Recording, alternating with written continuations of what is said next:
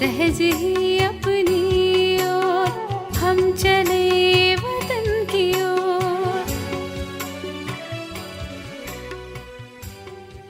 ஓம் சாந்தி. 10/9/1975 அவ்யக்த பாப்தாதா மதுபன். வாணியின் தலைப்பு ஞானம் நிறைந்த மற்றும் சக்தி நிறைந்த ஆத்மாதான் வெற்றி அடைவார். எப்பொழுதும் ஒவ்வொரு ஸ்திதியில் அதாவது நிலையில் மாஸ்டர் ஞானம் நிறைந்தவன், சக்தி நிறைந்தவன் மற்றும் வெற்றி அடைபவன் என்று தன்னை அனுபவம் செய்கிறீர்களா?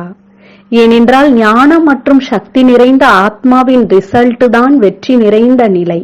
தற்சமயம் இந்த இரண்டு பாடங்கள் நினைவு அதாவது சக்தி நிறைந்தது மற்றும் ஞானம், இந்த இரண்டு பாடங்களின் நோக்கமே வெற்றி அடைவதுதான்.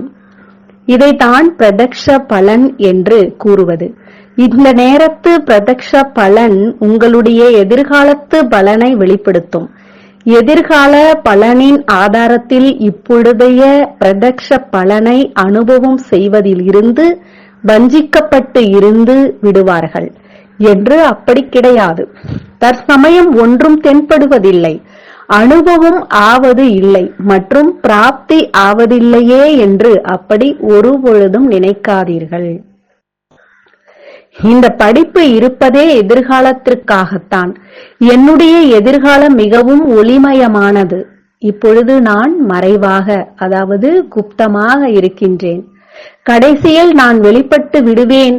ஆனால் எதிர்காலத்தின் பொலிவு, எதிர்காலத்தின் பிராப்தி மற்றும் கடைசி நேரத்தில் பிரதட்சையாக கூடிய ஆத்மாவின் ஜொலிப்பு இப்பொழுதிலிருந்தே அனைவருக்கும் அனுபவம் ஆக வேண்டும். எனவே முதலில் பிரதக்ஷ பலன் மற்றும் கூடவே எதிர்கால பலன்.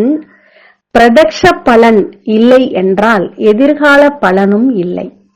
தன்னைத்தானே அவர் பிரதக்ஷம் செய்யவில்லை, ஆனால் அவருடைய நெருக்கம், அன்பு மற்றும் சகயோகம் அந்த மாதிரியான ஆத்மாவை இயல்பாகவே பிரசித்தி ஆக்கிவிடும். தன்னை எந்த வகையிலாவது நிரூபணம் செய்பவர் ஒருபொழுதும் பிரசித்தி ஆக முடியாது என்பது ஈஸ்வரிய நியமம் ஆகும். எனவே நான் என்னை தெரிந்திருக்கிறேன், நான் சரியாகத்தான் இருக்கிறேன், மற்றவர்கள் என்னை தெரிந்து கொள்ளவில்லை மற்றும் அறிந்து கொள்ளவில்லை, கடைசியில் தெரிந்து கொள்வார்கள் மற்றும் வரும் நாட்களில் பாருங்கள் என்னவாகிறது என்று இந்த மாதிரி யாராவது நினைத்தால் இதுவும் ஞான சொரூப நினைவு சொரூபமான அந்த ஆத்மா தன்னையே ஏமாற்றக்கூடிய அலட்சியம் கலந்த இனிமையான தூக்கமே ஆகும். அந்த மாதிரி அற்ப காலத்திற்கு ஓய்வு கொடுக்கக்கூடிய மற்றும் அற்ப காலத்திற்காக தன் மனதிற்கு ஆறுதல் கொடுக்கக்கூடிய மாயாவின் தூக்கம். அநேக விதமான எந்த விஷயத்திலும் தன்னுடைய பிராப்தியை மற்றும் பிரதட்ச பலனின் பிராப்தியை இழக்கிறீர்கள் என்றால் அவசியம் அநேக விதமான தூக்கத்தில் தூங்குகிறீர்கள். எனவேதான் அமிர்த வேளையில் யார் தூங்குகிறாரோ அவர் அனைத்து பிராப்திகளையும் இழக்கிறார் என்ற பழமொழி இருக்கிறது. அப்படி இழப்பதுதான் தூங்குவது. அந்த மாதிரியானவர் ஒருபொழுதும் தேவையான நேரத்தில் வெற்றி அடைய முடியாது, அதாவது வெற்றி நிறைந்தவர் ஆக முடியாது. முழு கல்பத்தில் நாடகப்படி இந்த சங்கம யுகத்திற்கு மட்டும்தான் வரதானம் இருக்கிறது. என்ன வரதானம்? சங்கம யுகத்திற்கு என்ன வரதானம் இருக்கிறது? பிரதட்ச பலனின் வரதானம் சங்கம யுகத்திற்கு மட்டும்தான் இருக்கிறது. இப்பொழுது கொடுப்பது, இப்பொழுது அடைவது. முதலில் பார்க்கிறீர்கள், பின்பு செய்கிறீர்கள். சரியான வியாபாரிகள் தான் நீங்கள். சங்கம யுகத்தின் விசேஷமே இந்த யுக்தியில்தான் தந்தையும் பிரதட்சம் ஆகிறார். உயர்ந்ததிலும் உயர்ந்த பிராமணர்களும் பிரதக்ஷம் ஆகின்றார்கள். உங்கள் அனைவரின் 84 ஜென்மங்களின் கதையும் பிரதக்ஷம் ஆகிறது. உயர்ந்த ஞானமும் பிரதக்ஷம் ஆகிறது. இந்த காரணத்தினால்தான் பிரதக்ஷ பலன் கிடைக்கிறது. பிரதக்ஷ பலனின் அனுபவம் செய்கிறீர்களா? பிரதக்ஷ பலன் பிராப்தியாகும் நேரத்தில் எதிர்கால பலனை பற்றி யோசித்துக் கொண்டிருக்கும் ஆத்மாவை எந்தவிதமான ஆத்மா என்று கூறலாம்? அந்த மாதிரியான ஆத்மாவை மாஸ்டர் ஞானம் நிறைந்தவர் என்று கூறுவோமா? அல்லது இதுவும் ஒரு அஞ்ஞானமா? எந்த விதமான அஞ்ஞானமாக இருந்தாலும் அதை அஞ்ஞான தூக்கம் என்று கூறுகிறார்கள். ஏதேனும் அஞ்ஞான தூக்கத்தில் தூங்கிக் கொண்டு இருக்கவில்லைதானே என்று தன்னைத்தானே சோதனை செய்யுங்கள். எப்பொழுதும் எரிந்து கொண்டிருக்கும் ஜோதியாக ஆகின்றீர்களா? எரிவதின் அடையாளம் எரிவது என்றால் அடைவது. அப்படி ஆனால் அனைத்து பிராப்தியை செய்யக்கூடிய எப்பொழுதும் எரிந்து கொண்டிருக்கும் ஜோதியாக இருக்கிறீர்களா? எப்பொழுதும் எரிந்து கொண்டிருக்கும் ஜோதியாக ஆவதற்காக முக்கியமாக எந்த தாரணை இருக்கிறது என்று அதை தெரிந்திருக்கிறீர்களா? அது சாகார பாபாவிடம் விசேஷமாக இருந்தது. அதை கூறுங்கள். சாகார பாபாவில் விசேஷ தாரணையாக என்ன இருந்தது? எரிந்து கொண்டிருக்கும் ஜோதியாக ஆவதற்காக களைப்பற்றவராக இருப்பதின் முக்கிய தாரணை தேவையாக இருக்கிறது. களைப்பு ஏற்படுகிறது என்றால் தூக்கம் வருகிறது. சாகார பாபாவின் களைப்பற்ற நிலையின் விசேஷத்தை எப்பொழுதும் அனுபவம் செய்தீர்கள்.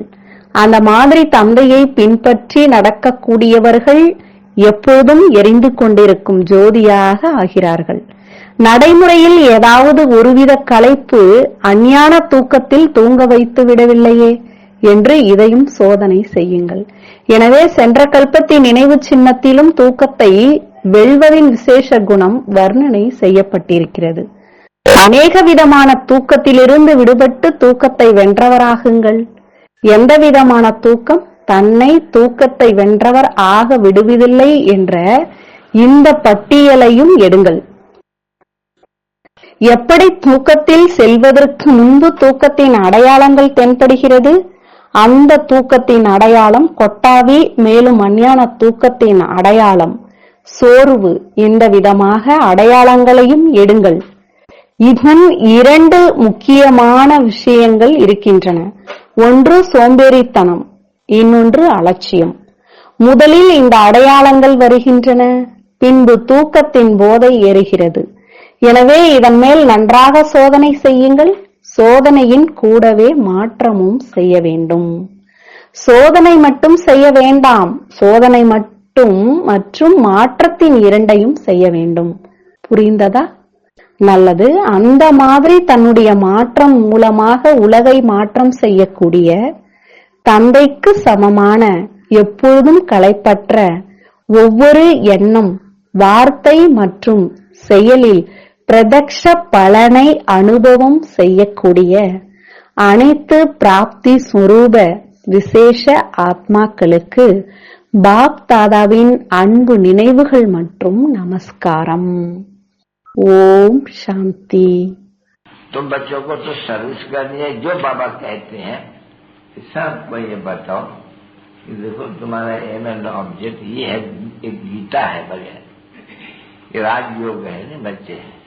कैसे है राजयोग? बिल्कुल सहज है कि बाप को याद करो तो ये वैसा मिलेगा तुमको। ओम शांति।